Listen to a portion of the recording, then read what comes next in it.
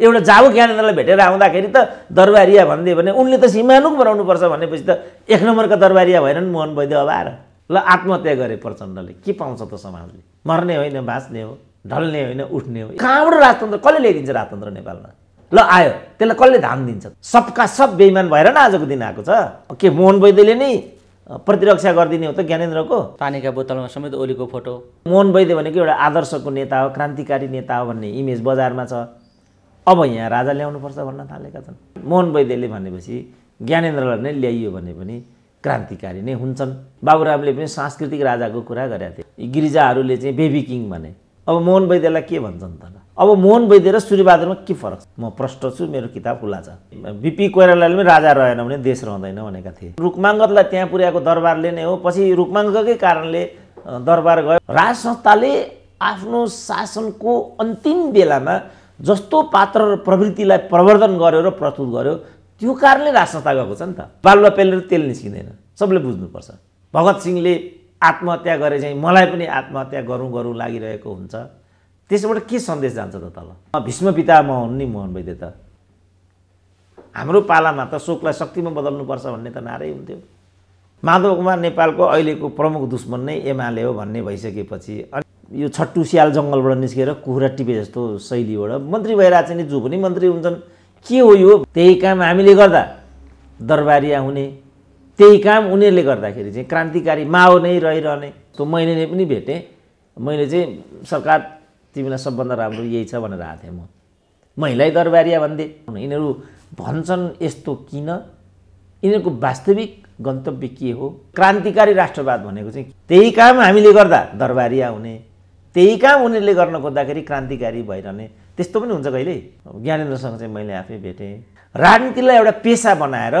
गरी खाने भन्दा प्रचण्डको अर्को मकसद देखिँदैन डाक्टर साहब स्वागत छ ल हस् धन्यवाद डाक्टर साहब पछिल्लो समय मोहन वैद्यको अभिव्यक्तिले एक खालको तरङ्ग र बहस सिर्जना गरिदिएको छ सीमानुक बन्न तयार हुनुपर्छ ज्ञानेन्द्रले हामी राज संस्था पनि सहकारी राज संस्थासँग गरेर जान तयार छौँ भन्ने खालको अभिव्यक्ति उनले दिए त्यसलाई धेरैले बहस र चर्चाको विषय बनाएका छन् मोहन वैद्यको कस्तो अभिव्यक्ति हो र राजनीति त्यहाँसम्म पुगिसकेको हो भन्ने एउटा प्रश्न छ के भन्नुहुन्छ डाक्टर साहब यो विषयमा अब त्यो बुढाले के भनेको त्यसलाई चाहिँ मिडियाले अझै मैले देख्दा प्रकाश पार्नुपर्ने हुन्छ अब उनी चाहिँ इन्नोसेन्ट टाइपको व्यक्ति भएको हुनाले त्यहाँ उनले चाहिँ एउटा इन्नोसेन्स मात्रै देखाएका हुन् कि त्यो साँच्चै भनेका हुन् कि त्यो मैले लेख्दा केरकार गर्नुपर्छ किनभने यिनीहरू त राजालाई सीमानुक बनाउँदा त के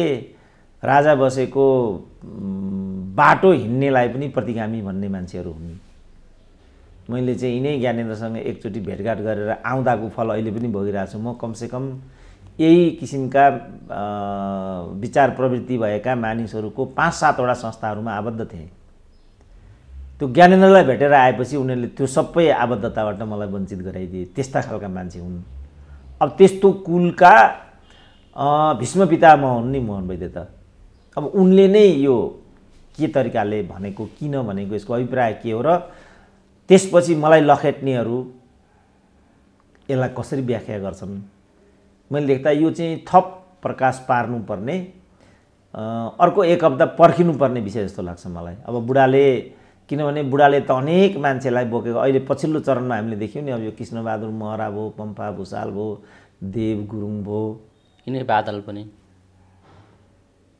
यी बादल के यी सबै मान्छेलाई निर्माण गरेको त बादल पनि निर्माण गरेको त मोहन वैद्यले रहेछ अब पुटपुटी मन्त्री हुन्थे के हो यो त मन्त्री त यो छट्टु स्याल जङ्गलबाट निस्केर कुखुरा टिपे जस्तो शैलीबाट मन्त्री भइरहेको छ नि जो पनि मन्त्री हुन्छन् के हो यो भन्ने मलाई अचम्म लाग्थ्यो महराकै उदय हेरौँ न पम्फा भुषालहरूकै उदय हेरौँ त्यो के रहेछ भने त्यहाँभित्र गुटबन्दी रहेछ त्यो गुटलाई व्यवस्थापन गर्ने क्रममा चाहिँ प्रचण्डले बाबुरामबाट टोप बहादुरलाई बोके अनि मोहन वैद्यबाट कृष्णबहादुर महरालाई बोके अर्कोलाई बोके यसरी बोकाबोक गर्दाखेरि चाहिँ यी रातोरात मन्त्री प्रधानमन्त्री हुने अवस्था चाहिँ त्यहाँ बनेको रहेछ हामीलाई त्यो थाहा थिएन किनभने स्वयं मोहन वैद्य त कहिले पनि मन्त्री भएको छैनन् पहिलो संविधान सभामा छिरेका थिए तत्काल राजीनामा दिइहाले त्यसपछि उनी कहिले पनि पदमा छैनन्। फलस्वरूप मोहन वैद्य भनेको एउटा आदर्शको नेता हो, क्रान्तिकारी नेता हो भन्ने इमेज बजारमा छ। अब यहाँ राजा ल्याउनुपर्छ भन्न थालेका छन्। त्यही काम हामीले गर्दा दरबारिया हुने, त्यही काम उनीहरूले गर्दाखेरि चाहिँ क्रान्तिकारी माओ नै रहिरहने। किनभने नरोत्तम सिमानुकलाई चाहिँ चिनले पनि बोकेको थियो, त्यसकारण उनी क्रान्तिकारी राजा हुन्। त्यसकारण मोहन वैद्यले भनेपछि ज्ञानेन्द्रलाई नै ल्याइयो भने पनि क्रान्तिकारी नै हुन्छन् भन्ने एउटा सन्देश यो चिजले दिन खोजिरहेछ। तर यसलाई उनले, मैले अघि पनि भने, थप व्याख्या गर्नुपर्छ। थप के भन्न खोजेको यिनले, के वास्तवमा नरोत्तम बनाउन र ज्ञानेन्द्रलाई ल्याउँ भन्न खोजे। जस्तो एकचोटि बाबुरामले पनि सांस्कृतिक राजाको कुरा गरेका थिए। राजा पनि एउटा शक्ति हो भन्दै पनि हिँडे। त्यो चाहिँ पहिला मदन भण्डारी भन्नेले भनेको, त्यो चाहिँ राजा एउटा शक्ति हो भनेपछि पनि ठुलो तरङ्ग उत्पन्न भयो। कसरी शक्ति, किन शक्ति भन्ने कुरा चाहिँ एउटा बहसको विषय बनेको थियो। सांस्कृतिक जस्तो गिरिजाहरूले चाहिँ बेबी किङ भने, यी सबै कुराहरू चाहिँ राजतन्त्रको हकमा होइन। जस्तो मैले नै पनि भेटेँ, मैले चाहिँ सरकार तिमीलाई सबभन्दा राम्रो यही छ भनेर आएको थिएँ, महिलै दरबारिया भन्थे। त्यसपछि यिनीहरूले चाहिँ जे भने पनि हुने भनेको भने हुने। हामीले चाहिँ केही गर्दाखेरि पनि अनि नचाहिँदो गरेको हुने, जुन एउटा माहौल निर्माण गरेको छ वामपन्थी साथीहरूले, यसलाई समग्रमै एकचोटि मूल्याङ्कन विवेचना गरौँ न। यिनीहरू भन्छन् यस्तो किन, यिनीहरूको वास्तविक गन्तव्य के हो। जस्तो एकचोटि जनयुद्ध भनेर बबन्डर गरे, अब अहिले उनीहरूलाई कत्रो गौरव छ। जनयुद्धले नै सम्पूर्ण, आज जस्तो अस्ति त्यो लीलामणि भन्ने एकजना मुख्य सचिव भइसकेका व्यक्तिले पनि सम्पूर्ण परिवर्तन माओवादीले ल्याएको हो भन्थे र अरूभन्दा भिन्नै शक्ति हो माओवादी भन्थे। अब मोहन वैद्यलाई के भन्छन् त? सूर्यबहादुर र मोहन वैद्यमा के फरक छ? सूर्यबहादुरहरू, कमल थापाहरू त आउटराइट राजतन्त्रलाई निषेध गर्ने कित्तामा उभिए। सूर्यबहादुर त खुल्लम खुल्ला एक नम्बरका गणतन्त्रवादी भएर निस्किए। अब मोहन वैद्य र सूर्यबहादुरमा के फरक छ? यो व्याख्या उनीहरूले प्रश्न पार्नुपर्छ। मैले त यिनीहरू कम्युनिस्ट होइनन्, पढे लेखेका टाठा बाठा पदको लागि स्युतिकिँदै गर्ने तत्त्वहरू हुन् भन्ने पिएचडीको मेरो निष्कर्ष यो हो, सिद्धिहाल्यो। म प्रष्ट छु, मेरो किताब खुल्ला छ। यिनीहरू चाहिँ के भन्छन् त? यो नरोत्तम राजा भने के हो? त्यो प्रश्न पार्नु पर्यो उनीहरूले। आजसम्म त यिनीहरूले खेले, ढाँटे नेपाली जनतालाई, यिनीहरूले दुरुपयोग गरे। युवा कार्यकर्ता कैयौँलाई बिचरा त्यत्रो जनमुक्ति सेना गठन गरे। अहिले तिनीहरू सबै ढुङ्गा गिटी बोक्नेमा पुगेका छन्। अङ्गभङ्ग, बेपत्ता, विस्थापित, पिप बगाउँदै, रगत बगाउँदै, रुँदै कराउँदै, शिक्षा छैन, स्वास्थ्य छैन, जवानी छैन, केही छैन भनेर हिँडिरहेका छन्। यिनीहरू फेरि यता चाहिँ नरोत्तमको कुरा गर्दैछन्। के भन्न खोजेको प्रश्न पार्नुपर्छ।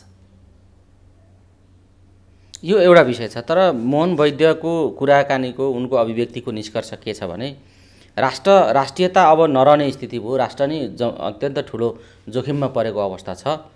त्यसो भएको हुनाले अरूबाट अब सम्भव छैन।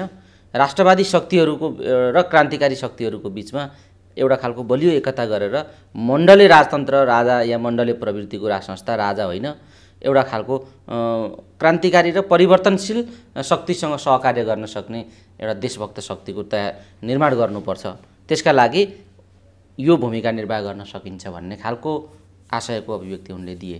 के उनले भनेकै जस्तो राष्ट्रियता अब चरम विघटनको दिशामा पुगेको हो, यो राष्ट्र त्यो ठाउँमा, राजनीतिले त्यो ठाउँमा पुर्याइसकेको हो, या वैद्य आत्मरतिको एउटा निष्कर्षमा पुगेका हुन्? के देखिन्छ डाक्टर साहब? त्यो राष्ट्रियताको पाटोमा राष्ट्रको बारेमा वैद्यको जुन बुझाइ छ, यो विघटनको दिशामा गयो र अब अन्तिम अवस्थामा पुग्यो देश। त्यसो भएको हुनाले यसलाई समेल्नका लागि पनि राष्ट्रवादी शक्ति र क्रान्तिकारीहरू एक ठाउँमा आउनुपर्छ। मण्डले राष्ट्रवाद होइन, क्रान्तिकारी राष्ट्रवादको विकास गर्नुपर्छ, यो अभिव्यक्ति दिइराखेका छन्। त्यो क्रान्तिकारी राष्ट्रवाद भनेको चाहिँ के हो, त्यो प्रश्न पार्नु पर्यो। किनभने अहिले यहाँ चाहिँ प्रचण्ड विघटित माओवादीहरूलाई एक ठाउँमा आउनुपर्छ, ल्याउनुपर्छ भन्दैछन्। केपी ओली, एमाले हामी एक्लै काफी छौँ, हामी मात्रै अनि अरूतिर भन्नेमा छन्। शेरबहादुरहरू मुर्झाएका छन्, उनीहरूको त्यत्रो आवाज मुखर भएको पाइँदैन। राजावालाको कुरा पनि त्यही छ, उनीहरू पनि सडकमा अनेक किसिमको गतिविधि गर्दै गरेको पनि देखिन्छ। अहिले आउँछ, भरे आउँछ, फागुनमा आउँछ, पुष मसान्तमा आउँछ। राजाको जन्मोत्सवमा त मिसै जाँदैन सब भन्थे, त्यो भन्न थालेको 10 वर्ष नागिसक्यो, केही पनि आएन नि त। त्यसकारण मैले भने सम्पूर्ण कुरा यो सबै के हो र कसरी हो, यसको नेतृत्व, यसको पहल कदमी र यसको वैचारिक पक्ष के हुने, त्यो प्रश्न नपारिकन यो सबै भन्नुको केही पनि अर्थ हुँदैन। त्यो अर्थ हुँदैन। एउटा डाक्टर साहबको त्यो निष्कर्ष भयो। तर राष्ट्रियता अर्थात् राष्ट्र विघटनको दिशामा गयो भन्ने खालको जुन प्रवाह गरिराखेका छन्, चिन्ता व्यक्त गरिराखेका छन् वैद्यले, के यो देश साँच्चै त्यस्तो अवस्थामा पुगेको हो तपाईँका दृष्टिमा?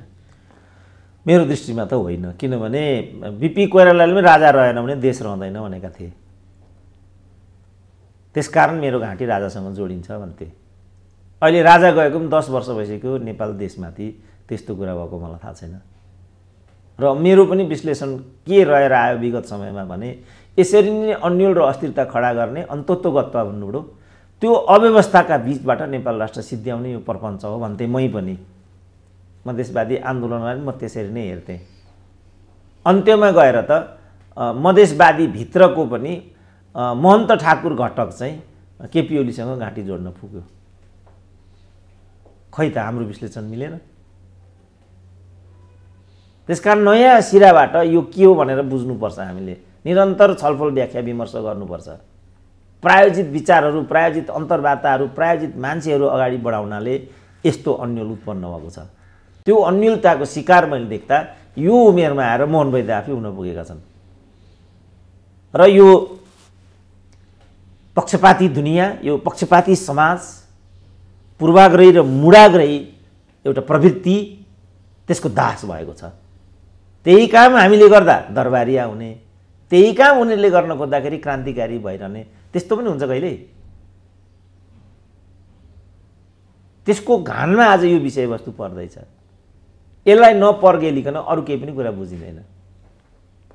डाक्टर साहब, यही बिचमा अर्को सन्देश पनि गयो, जस्तो हिमानी शाहले उभिएर अब बेला आयो, यो अब यही अवस्थामा चाहिँ यो मुलुक रहन सक्दैन र परिवर्तनको सङ्घारमा देश छ, एकजुट भएर अगाडि बढ्नुपर्छ र उठ्नुपर्छ भनेर काहीँ न काहीँ अब हाम्रो स्पेस अब तयार भयो, त्यो तयार हुने स्थिति आयो र राष्ट्र संस्थाको पनि एउटा चाहिँ भूमिका अब मुलुकले खोजेको छ र हामी त्यसका लागि तयार छौँ भन्ने खालको आशयको सन्देश उनी दिइराखेकी जस्तो देखिन्छ कि के देखिन्छ डाक्टर साहब? उनी पनि बोलिराखेकी छन् यही बेला, के भन्नु? उनको विषयवस्तु त्यो होला, मैले माने उनको चाहना आकाङ्क्षा पनि त्यो होला। तर त्यसलाई कसरी सार्थक र सम्भव बनाउने, त्यसलाई कसरी निर्वाह गर्ने र त्यसको विचार के हुने, त्यसको प्रवृत्ति के हुने, त्यो महत्त्वपूर्ण कुरा हो। कि यतातिर किन मान्छेहरू ध्यान दिनु मलाई अचम्म लाग्छ। किनभने यो एउटा वैचारिक पक्ष हो, एउटा सैद्धान्तिक पक्ष हो, एउटा चारित्रिक पक्ष पनि हो। कस्तो चरित्रले यो कुरालाई चाहिँ प्रतिबिम्बन र वहन गर्न सक्छ, त्यो यसको महत्त्वपूर्ण पक्ष हो। त्यो त्यो त्यो वहन गर्ने प्रवृत्ति र पात्र मैले त्यहाँ देखाएको छैन। हिमानीको आफै पनि इनडेप्थ व्यक्तिगत रूपमा मलाई थाहा छैन।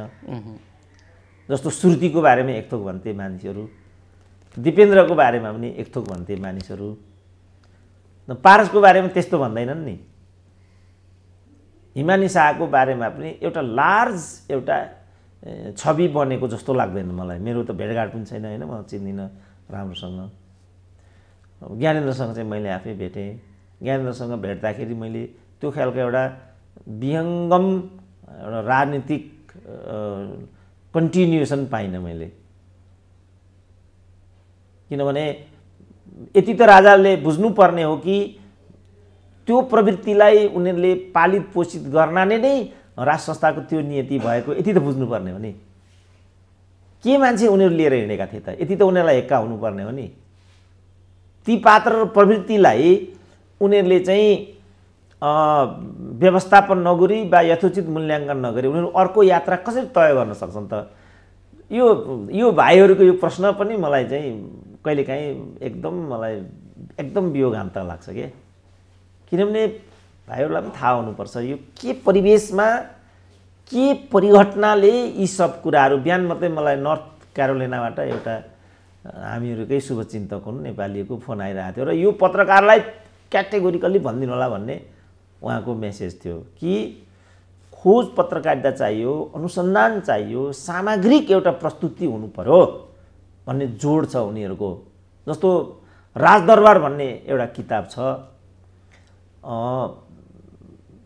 ऋषि कुमार पाण्डेको, त्यसमा नेपाली राजनीतिको, दरबारिया प्रवृत्तिको, दरबारिया पात्रहरूको, अहिलेका क्रान्तिकारी पात्रहरूको, त्यसमा प्रचण्डका छोराहरू यावत नोना कोइराला, सुजाता कोइराला, आरजु देउपा सबैको बारेमा पनि चित्रण छ त्यहाँ।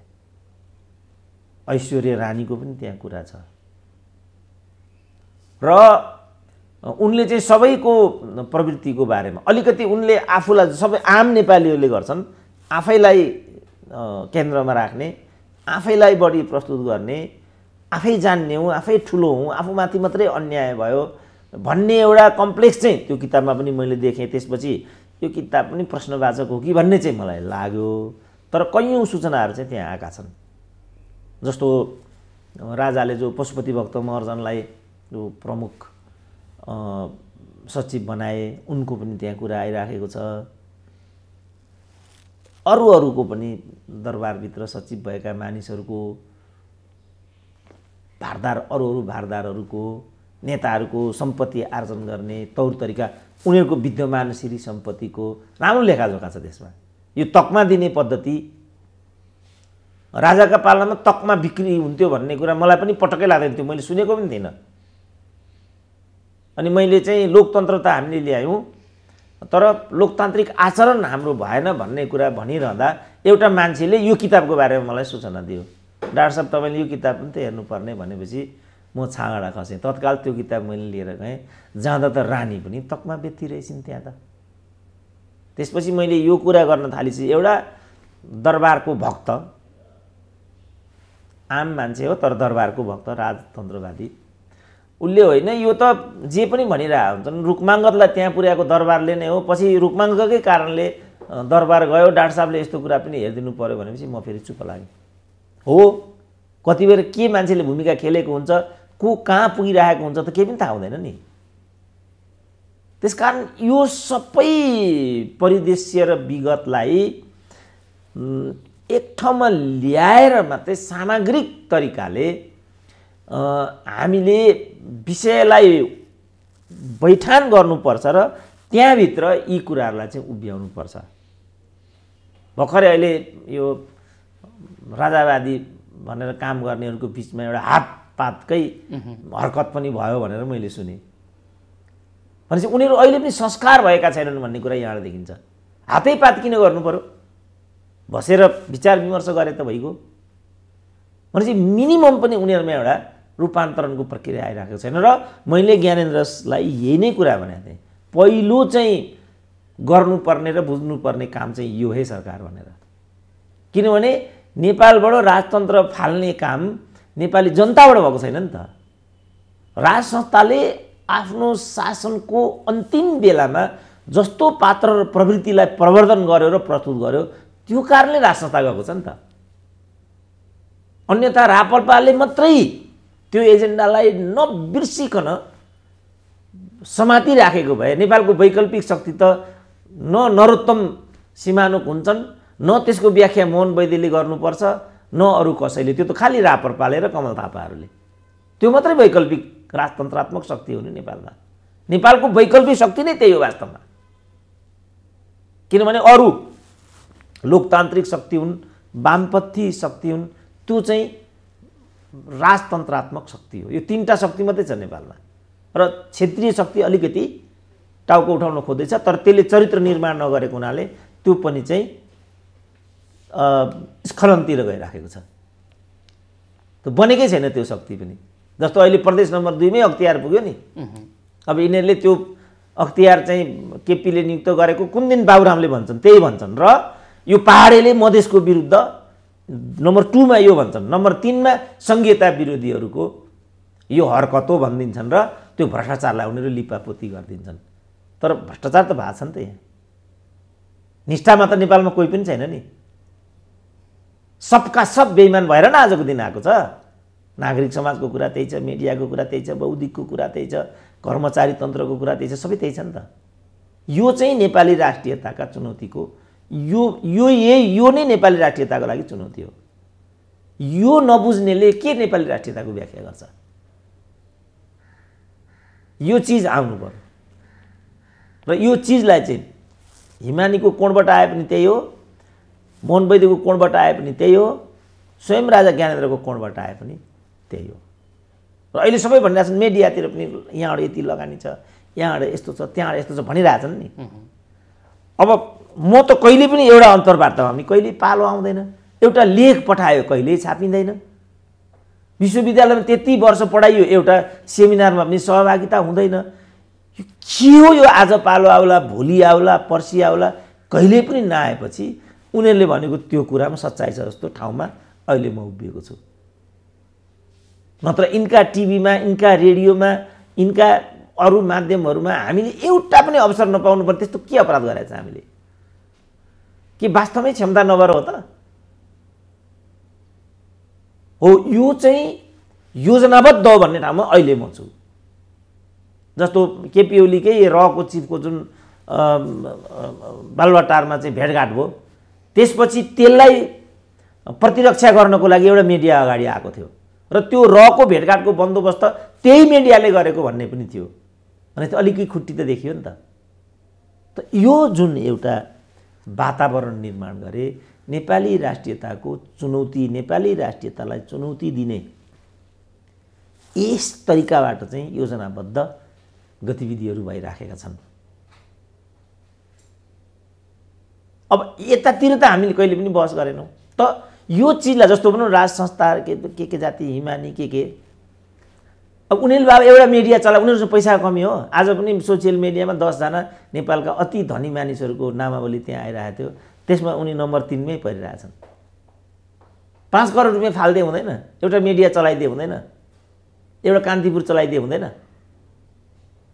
अनि कहाँबाट राजतन्त्र कसले ल्याइदिन्छ? राजतन्त्र नेपालमा ल आयो, त्यसलाई कसले धान दिन्छ त? ल भर्खरै ज्ञानेन्द्रले चाहिँ यो कुम्भ मेला भरेर त्यहाँबाट हेतु लिएको हो कि भन्ने सन्देश जनमानसमा गयो, आयो त? ल आयो, अनि कसले धान दिन्छ त? त्यहाँ फेरि अरू कमल थापाहरू हुन्छन् थुप्रो। के मोहन वैद्यले नै प्रतिरक्षा गरिदिने हो त ज्ञानेन्द्रको? स्योर छन् त मोहन वैद्य यसमा? उनको क्रान्तिकारी पङ्क्ति अब भड्किने होला, बुढो त यथास्थितिमा गएछ। दरबारिया, मलाई त दरबारिया भनिदियो भने, एउटा जाबु ज्ञानेन्द्रलाई भेटेर आउँदाखेरि त दरबारिया भनिदियो भने उनले त सिमानुक बनाउनुपर्छ भनेपछि त 1 नम्बरका दरबारिया भएनन् मोहन वैद्य। अब आएर के भन्छन् त गोपाल किराँतीहरू? हिजो हाम्रो दिमागमा किरा परेछ भन्थे, यो चाहिँ के पर्यो त? मोहन वैद्यको दिमागमा सुन फल्या हो यो चाहिँ? हो, यो प्रवृत्ति नेपालको राजनीतिको सबैभन्दा ठुलो चुनौती हो। यो दरबारमा पनि छ, प्रशासनमा। अब लीलामणिले भन्थे, हेर त ल, यत्रो वर्ष नेपाल सरकारको चाहिँ तलब भत्ता पेन्सन जागिर खाएर अब आएर उनी चाहिँ माओवादीको कुरा गर्न थाले भनेपछि भित्रभित्र उनी के गर्दा रहेछन् भन्ने कुरा त या त यहाँबाट आयो, होइन भने उनी बेइमानी गर्दै थिए भन्ने कुरा बाहिर हुन्छ नि त। यसलाई हो क्या अहिले चाहिँ हामीले केन्द्रमा ल्याउनु पर्ने कुरा। यो नबुझिकन पुरै दरबारभित्रको चाहिँ जुन परम्परा र पद्धति हो त्यसलाई नै उनीहरूले चाहिँ मैले देख्दा सफा गर्नुपर्छ। मुख्य कुरा उनीहरूको आन्तरिक त्यहाँभित्र समस्या छ भन्ने डाक्टर साहबको रह्यो। डाक्टर साहब, यही सन्दर्भमा जस्तो यो सबै प्रक्रिया र अहिलेको स्थितिसँग कोही पनि सन्तुष्ट नभएको र कसैले पनि भर नगरेको जस्तो चाहिँ देखिन्छ। जस्तो वैद्यकीय अभिव्यक्तिको चर्चा गऱ्यौँ हामीले, अहिले झन्नै अर्कै विरोधाभासपूर्ण अर्कै खालको तर्क प्रचण्ड पनि गरिरहेका छन्। रुने, कराउने, हाँस्ने यस्ता खालका गतिविधि प्रचण्डले सुरु गर्नुभएको छ र कहिले आत्महत्याका कुरा, कहिले माटो समातेर अब माटोको निम्ति चाहिँ उयो गर्ने भन्ने अन्य उदाहरणका कुरा ल्याएर प्रचण्ड अहिले एक खालको कार्यकर्तालाई प्रशिक्षित गरिराखेका छन्। बेला बेला रुँदैछन्, बेला बेला चाहिँ म अब क्रान्ति गर्छु भन्दैछन्, बेला बेला आत्महत्या गर्छु भन्दैछन्। प्रचण्ड वास्तवमा समग्रमा प्रचण्ड के भनिराखेका छन्? के देख्नुहुन्छ प्रचण्डको अहिलेको मनोविज्ञान र राजनीति के हो डाक्टर साहब? त्यो त उनको आर्ट अफ लिभिङ हो, आफ्नो कलाकारिता हो। यो आफ्नो राजनीतिलाई यो तरिकाबाट उनले प्रस्तुत गर्न खोजेको हो। अब अहिले पनि उनीमाथि कसैले भ्रम पालेर बसेको छ भने तिनीहरू या त मूर्ख हुन्, होइन भने अबुझ। किनभने यता पनि प्रचण्डले कति, यता 8 उता 7, 15 वर्ष त यता नै बिताइसके। शान्ति प्रक्रियापछि पनि उनले 15 वर्ष बिताइसके। यो 15 वर्ष उनले उद्योग खोल्ने कुरा गरेनन्। यो 15 वर्ष उनले सेनिटाइजेसन कसरी त्यो कुरा गरेनन्। यो 15 वर्ष उनले कसरी एउटा नागरिकमा जवाफदेहिता आउँछ, कार्यकर्तालाई कसरी इमान्दार निष्ठावान बनाउने, यतातिर उनले खालि पदको चक्कर काट्ने र कटाउने मात्रै उनले खेल गरेको कुरा स्थापित जस्तै छ। त तिनै प्रचण्डले यो गर्दाखेरि हामी किन हतप्रभ भएका छौँ, उत्तेजित भएका छौँ, त्यो कुरा म बुझ्दिनँ। यो त उनको आर्ट हो। एउटा जस्तो हामी देखिरहेछौँ नि, यो सन्त महन्त इत्यादि भएका मानिसहरूले अनेक भनिरहेका हुन्छन्, पैसा केही होइन, पैसा भन्ने कुरा चाहिँ कहिले पनि त्यसपट्टि आकर्षित हुनु हुँदैन इत्यादि भनिरहेका छन्। भन्दा भन्दै त्यसो भन्ने सन्त महन्तहरू नै एसियामा सबभन्दा धनी मान्छे भएर आइराखेका छन्। त उनीहरूले जति आदर्शको कुरा गरे पनि, जति पैसा केही होइन भने पनि उनीहरूको जीवन दर्शन त त्यहीभित्र घुमेको देखिन्छ नि त। फलस्वरूप आज जम्मै जेलभित्र छन्। राम रहिम भने पनि, आसाराम बापू भने पनि, भर्खरै अर्को एउटा बापूको पनि कुरा आयो। इभन शङ्कराचार्यमाथि ज्यान मुद्दा लाग्यो। यसले धर्म पनि विकृत भएको। यहाँ हो नि, धर्मको समस्या त यहाँ हो नि त, धर्मान्तरण समस्या होइन नि त। किनभने सबै धर्म त समान हुन् नि, एउटै गन्तव्य हो नि, धर्मको बाटा मात्रै अलग अलग। बुद्धिज्म भने पनि, हिन्दुइज्म भने पनि, मोहम्मडम भने पनि, केही भने पनि, तर हेरौँ त धर्मको नाममा कत्रो काटाकाट भयो विगत समयमा। अफगानिस्तान धर्मले नै त्यस्तो बनायो, सिरिया धर्मले नै त्यस्तो बनायो, इराक लिबिया धर्मले नै त्यस्तो बनायो। विगत समयमा धर्मयुद्धहरू भए, लाखौँ करोडौँ मान्छेहरू मारिए। धर्मको मकसद हो त्यो त धर्मको मकसद होइन नि। धर्मन्धताको चाहिँ दुष्प्रवृत्ति हो त्यो। धार्मिकता र धर्मन्धतामा त ठुलो फरक छ नि। हामी जम्मै मानिसहरू धार्मिक हुनु जरुरी छ, कसैमा पनि धर्मन्धता हुनु हुँदैन। धर्मन्धताले चाहिँ मान्छेलाई उग्रतामा पुर्याइदिन्छ। मैले कतारको एउटा राजपरिवारकै रिमार्क होला, एकदमै राम्रो मैले हिजो सोसियल मिडियामा देखेँ। तालिबानी हो, तिमीहरू आफूलाई धार्मिक भन्छौ होइन, हामी पनि मुसलमान हो, हामीलाई हेर त कत्रो फरक छ। कतार पनि एउटा धार्मिक के त्यो मुस्लिम धर्मावलम्बी भएको देश हो, अत्यन्तै राम्रो विकास त्यहाँ छ भन्ने सुनिन्छ। हामी यहाँ युएई को पनि, दुबईको त यो कुरा देखिराखेका छौँ। एकदम चाहिँ लिबरल इकोनोमी छ त्यहाँ, कुनै किसिमको चाहिँ छेकबार छैन, तर त्यो चाहिँ मुस्लिम देश हो। मुस्लिम हुने बित्तिकै, तालिबान भन्ने बित्तिकै हामीले चाहिँ थर्किनुपर्ने, तर्सिनुपर्ने, किनभने उनीहरूको त्यस्तो इमेज तल गइराखेको छ। यहाँ के भन्छन् नि, यो बिचमा चाहिँ वाइसिएल भने, एकपल्ट मण्डले भने, त्यो के हो त्यो त्यस्तो? त यो जुन एउटा छवि हामीले दियौँ, अब प्रचण्ड भए ठाउँमा आउँदाखेरि त्यो पन्थ र प्रचण्डका यी अभिव्यक्तिहरूमा म केही पनि फरक देख्दिनँ। यो उनको एउटा आर्ट हो, नयाँ तरिकाले जनतामा जाने एउटा कला हो र आफूभित्रका विकृति र विसङ्गतिहरूलाई लिपापोती गर्ने एउटा ट्याक्टिस हो उनको। यो मुख्य कुरा चाहिँ के भने, राजनीतिलाई एउटा पेसा बनाएर गरी खाने भन्दा प्रचण्डको अर्को मकसद देखिँदैन। तर अरूको भन्दा प्रचण्डको खुबी के छ भने, त्यसलाई उनी गतिशील तरिकाले प्रस्तुत गर्छन्, एउटा भ्रम छर्न सक्छन् समाज। हो कि क्या हो भन्ने एउटा माहौल निर्माण गरिदिन्छन्। किनभने यीभन्दा गए गुज्रेका छन्, शेरबहादुर भने पनि, ओली भने पनि, देखिरहेछौँ त हामी तिनीहरूलाई। उनीहरूको प्रस्तुतिमा काहीँ पनि राजनीतिक देखिँदैन, यिनको हरेक प्रस्तुतिमा राजनीतिक देखिन्छ।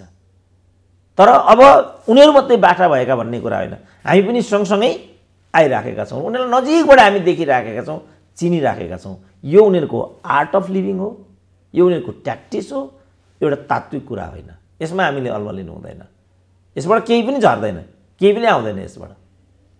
यो बालुवा पेलेर तेल निस्किँदैन, सबले बुझ्नुपर्छ। तेल पेल्नको लागि तोरी नै हुनुपर्छ, तोरी फल्नको लागि जमिनसँगै जोडिनुपर्छ, जमिनबाट तोरी फलाउनको लागि पसिनै बगाउनुपर्छ। डाक्टर साहब जुन खालको तर्क ठिक छ, यसरी नै राजनीतिलाई अगाडि बढाउने प्रचण्डको यो जुन कला प्रचण्ड प्रस्तुत गरिराख्नु भएको छ, कलाकारिता देखाइराख्नु भएको छ, यो आजको कुरा होइन, विगतदेखि नै उहाँहरू हाँस्ने यस्ता गरि नै राख्नु भएको हो। जनताले हेर्दै आएका पनि हुन्, कति त्यसैमा भावनामा बगेर छेदविच्छेद भएका पनि हुन्। तर यसो भन्दै भन्दै उहाँको राजनीतिक मकसद चाहिँ के हो त? अबको राजनीतिक गन्तव्य रुवाबासी गर्दै अगाडि बढेर उहाँले पुग्न खोजेको गन्तव्य के हो भन्ने कुरामा अलिक प्रचण्ड आफै विरोधाभासमा छन् कि, या आम रूपमा उनले दिन खोजेको सन्देशलाई बुझ्न नसकिएको हो कि भन्ने खालको कुरा छ। किनभने उनी रुवाबासी गर्दै गर्दै क्रान्ति गर्छु, म क्रान्तिमै फेरि लड्छु भनेर एउटा हिंसा प्रेरित र सङ्घर्षको कुरा उनी त्यसमा जोड दिइराखेका छन् भन्ने देखिन्छ। अब उनी कस्तो खालको यो खालको कलाकारिताबाट प्रभावित गर्दै उनी कस्तो खालको राजनीति गर्न चाहन्छन्, के देख्नुहुन्छ डाक्टर साहब? अबको हिजो रुवाबासी गर्दै जनयुद्ध गरे, 17,000को क्षति भयो, मान्छेहरू मरे, हाताहाती भए, देशको विकास संरचना सबै ध्वस्त भए। त्यस पछाडि बनाउने कुरातिर उनी लागेनन्, तपाईँले भनिसक्नुभयो। अब अहिले उनी फेरि रुवाबासी गर्दै यो कलाकारिताबाट कस्तो खालको राजनीतितर्फ जान चाहन्छन्, के देखिन्छ त उनको गन्तव्य, बताइनुहोस् त। होइन, यो त यो नै उनीहरूको राजनीति रहेछ भन्ने कुरा अब पुष्टि भइसक्यो क्या। जस्तो राजाहरूले चाहिँ एउटा अन्तर्राष्ट्रवादको फेज लिएर आए, सबै कुराहरू भयो, हुँदाहुँदै पनि उनीहरूले पूर्वाधार दिए नि त। विकास निर्माणका केही जबहरू बनाए नि त, विश्वविद्यालयहरू बनाए, टिचिङ हस्पिटल बन्यो, पूर्व पश्चिम राजमार्ग बन्यो, कोदारी राजमार्ग बन्यो, कति युगान्तकारी कुरा थिए त ती।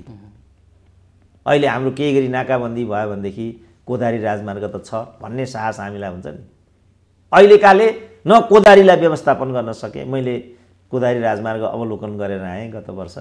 त्योभन्दा गए गुज्रेको त कुनै अर्को सडकै देखिनँ मैले। वास्तवमा नाकाबन्दी छ त्यहाँ। फेरि म हुम्ला गएँ, नाकाबन्दी छ त्यहाँ। उत्तरको ढोका अहिले पूर्णतः बन्द भइराखेको छ। यो हाम्रो गलत चीन नीतिको कारणले भएको कुरा हो। त्यसलाई त हामीले मूल प्रवाहीकरण गर्न सकेका छैनौँ नि त। सिमानाका नेपालीहरूसँग मैले कुराकानी गरेँ। उनीहरू चीन सरकारलाई दोष दिनपट्टि उनीहरू थोरै पनि उनीहरू सोच्दैनन्। नेपाल सरकारको गलत नीतिले नै यो भएको भन्छन्। किनभने योसँग या त कुनै नीति छैन, छ भने पनि त्यहाँभित्र उनीहरूले दुराशय बोकेका छन्। चीनलाई बदनाम गरेर आफ्नो राजनीतिक उल्लु साम्ने यो उनीहरूसँग हरकत छ भने जस्तो प्रचण्डले अहिले जे यो गरिराखेको छ, बढीमा यो चुनावमा 2-4 सिट जित्ने कुरा हो। 2-4 सिट जित्नेमा यो बढीमा त्यहाँ पुग्ला। तर मुख्य कुरा भनेको चाहिँ उनको राजनीतिक व्यवसाय नै यही हो। जस्तो अहिले चाहिँ आइरहेछ नि, हामीले बारम्बार उठायौँ, विनोद चौधरी संसारकै सबभन्दा धनी मान्छे, तर सबभन्दा कर कम तिर्नेमा कसरी भन्थ्यौँ हामी बारम्बार। यसपल्ट चाहिँ सोसियल मिडियामा एउटा खबर आइरहेछ, सक्कली हो कि नक्कली हो, उनी चाहिँ 14 अरब कर तिर्ने उद्यमीमा भन्ने छ होइन। त उनी जसरी पनि म धेरै कर तिर्छु भनेर एकचोटि एमालेको सांसद भएर, अर्कोचोटि काङ्ग्रेसको सांसद भएर, अब आउनेमा मधेसवादीको सांसद भएर, यो सबैको लक्ष्य के हो भन्दा जसरी पनि एउटा पुँजीपति विनोद चौधरीलाई एउटा धनाढ्य नेपालीको रूपमा, विश्वव्यापी रूपमा बरकरार राख्ने, यही हो नि त विनोद चौधरीको ध्येय। अब प्रचण्डको पनि यही सबै राजनीतिक रूपमा गरेर आफ्नो राजनीतिक वर्चस्व कायम राख्ने र बाँचुन्जेल चाहिँ ढलिमली गर्ने, हकभोग गर्ने, योभन्दा प्रतिर त केही पनि देखिएन नि। यदि योभन्दा प्रतिर हो भने त जनयुद्धका बेला उनीहरूले जे भनेका थिए त्यो स्पिरिट मुलुक आर्थिक रूपमा जसरी चाहिँ विचलित भएर गइराखेको छ, जस्तो अहिले चाहिँ वैदेशिक ऋणको मात्रै कुरा गर्दाखेरि मात्रै 17 खरब त यो देशको वैदेशिक ऋण पुगिसक्यो। यो 2 वर्षको अन्तरालमा 5-7 खरबभन्दा बढी हामीलाई ऋण लागिसक्यो। 16 खरबको बजेट छ, 17 खरबको चाहिँ वैदेशिक ऋण छ, 14 खरबको चाहिँ व्यापार घाटा छ। अब यो देश तङ्ग्रिन्छ भन्ने कुरा कसैले पत्याएको हो भने या त उनीहरूले यो आँकडा सुनेका छैनन्, होइन उनीहरू ठग हुन् भन्नु पर्यो उनीहरूलाई। उनीहरू को हुन्? उनीहरू यो सब आँकडा बुझ्दैनन् कि ठग हुन्? उनीहरू के हुन्? उनीहरू तर यो 2 भन्दा 3 होइनन् उनीहरू। तर प्रचण्डले त यो स्थिति कहिले पनि भनेका छैनन् नि। सँगसँगै हाम्रो चाहिँ के भने चालुतर्फ चाहिँ ठुलो खर्च गइराखेको छ। एउटा तथ्याङ्क मैले देखिरहेको थिएँ, जुन 7 प्रदेशमा सांसदहरूको लागि जुन तलब भत्ता मा बजेट विनियोजित छ त्यो 1,60,00,00,000 छ। त्यो मात्रै तलब भत्ता मात्रै स्थानीय सांसदहरूको। त्यसलाई मात्रै यदि हामीले रोक्न सक्यौँ भनेदेखि 5वटा अस्पतालहरू बन्छन् गाउँ गाउँमा। दिदीबहिनी सुत्केरी हुनबाट, सुत्केरीको क्रममा ज्यान गुमाउने एउटा नियतिबाट बच्न सक्छन्। आज एउटा सुई दिन सकेका छैनौँ हामीले, भ्याक्सिनमा छौँ हामीहरू। यो कुरालाई त प्रचण्डले उठाएको छैन नि। उनी खालि के भन्छन्, हामी चाहिँ भगत सिंहको सिनेमा हेर्थ्यौँ, भगत सिंहले आत्महत्या गरे चाहिँ मलाई पनि आत्महत्या गरौँ लागिरहेको हुन्छ। त्यसबाट के सन्देश जान्छ त तल? ल आत्महत्या गरे प्रचण्डले, के पाउँछ त समाजले? हाम्रो पालामा त शोकलाई शक्तिमा बदल्नुपर्छ भन्ने त नारै हुन्थ्यो। मर्ने होइन बाँच्ने हो, ढल्ने होइन उठ्ने हो, यस्ता आदर्शका वाक्यहरू हामीलाई त नेताहरू छ। अहिलेका नेताहरूमा यो विचलन कहाँबाट आयो? अब समस्या भयो भने आत्महत्या गर्दा पनि हुन्छ भन्नेमा सन्देश त्यता गयो नि सन्देश। प्रचण्ड त त्यसो गरिरहेको छ। अब अहिले आत्महत्याको त लहरै चलिरहेको छ। तिमीहरूलाई पीडा भयो, समस्या भयो भने आत्महत्या गर भन्ने खालको सन्देश गइरहेको छ। तिर गयो नि त। भारतमा त आत्महत्याको लहर नै छ। खास गरी यो सिने क्षेत्रमा काम गर्ने कलाकारहरूमा यो प्रवृत्ति एकदम बढेको छ। हिजो पनि साउथमा त्यस्तै खालको एउटा घटना भयो। यहाँ भैरवमा पनि एउटा यस्तो घटना भयो भनेर मैले सुनिरहेको थिएँ। एउटा रिसोर्ट खोल्ने विषय लिएर पति पत्नीमा डिबेट भयो, पत्नीले आत्महत्या गरिन्।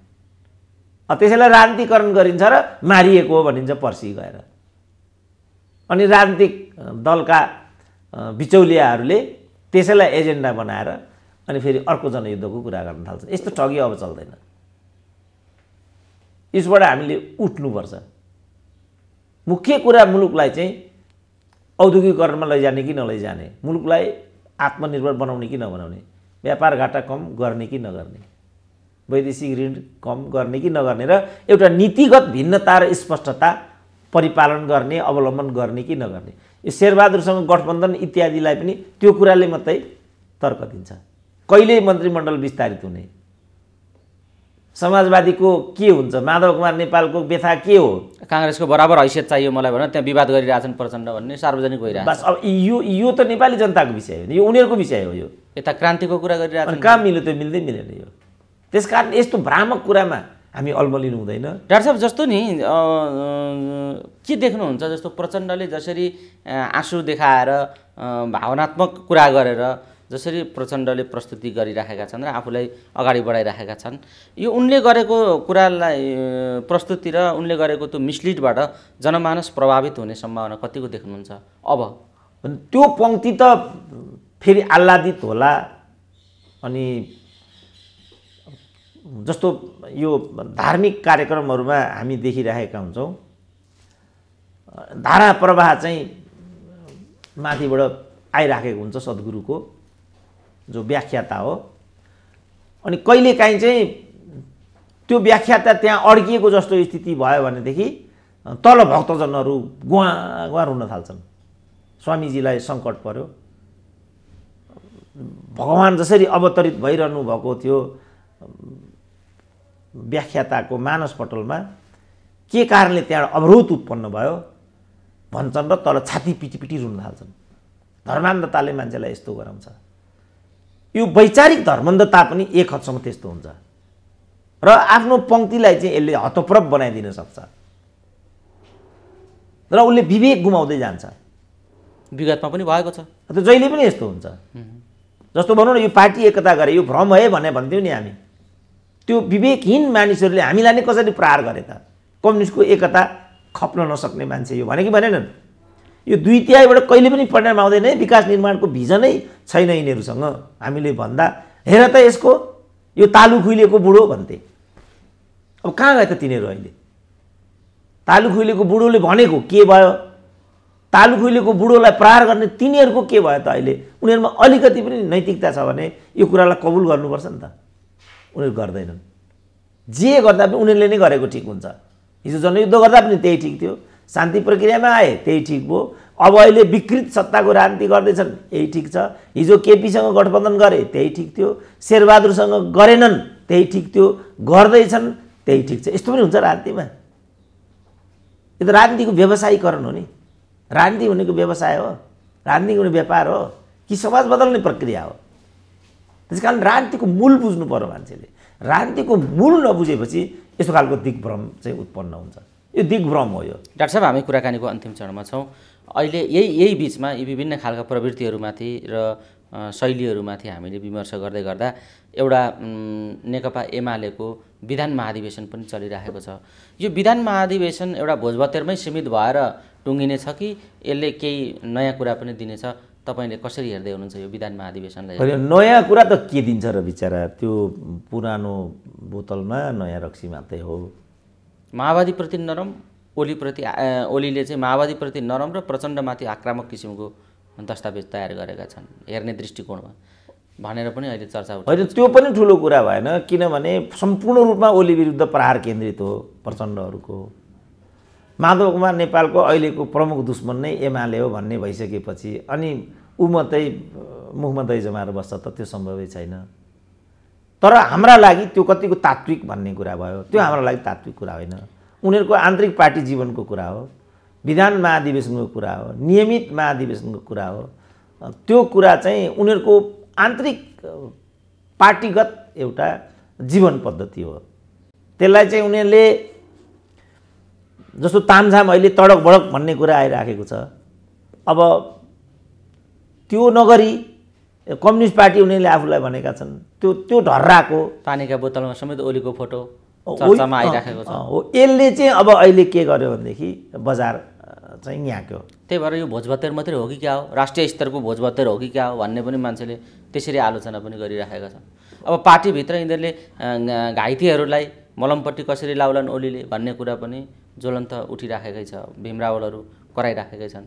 यो समग्र विधान महाधिवेशनले दिन खोजेको सन्देश र गर्न खोजेको काम चाहिँ के हो एमाले बताइदिनु? होइन, उसले त्यो दिन खोजेको त के भने अब माधव कुमार नेपालहरू चोइटिएर गए पनि प्रचण्डले जो जे भने पनि हाम्रो सङ्गठन चाहिँ बरकरार छ, हामी अगाडिको लागि तयार गर्दैछौँ। अब हामी महाधिवेशन गर्छौँ, ढिलो चाँडो निर्वाचन भइहाल्छ, 1 नम्बरको शक्ति भएर आउँछौँ, त्यसको रिहर्सल हो यो। अघि मैले भने उनीहरूको पार्टी जीवन, पार्टी पद्धति अनुसार यो भएको परिघटना, फेरि त्यस्तो उल्लेखनीय कुरा पनि यो होइन।